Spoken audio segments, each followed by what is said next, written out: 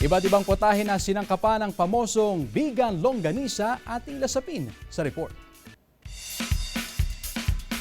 Bukod sa mga makalumang bahay at magagandang pasyalan, dinarayo rin ng mga turista ang Vegan City dahil sa masasarap na pagkain. Isa sa mga binabalik-balikan dito ang vegan longganisa.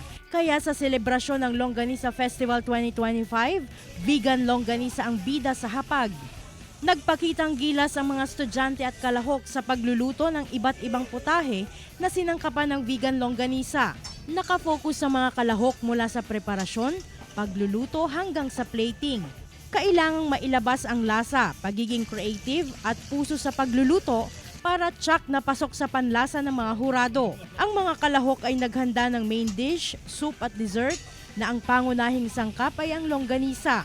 Kabilang sa mga inihandang dish ang tupig longganisa, grilled salmon longganisa, longganisa wonton soup, cheesy stuffed eggplant longganisa, milky longganisa pudding, longganisa dumpling at marami pang iba. Bilang chef, pagkakaiba kasi yung paggawa ng longganisa. So gusto natin na mas maganda rin sana na yung meat nila o yung longganisa nila gawin nila mismo dito.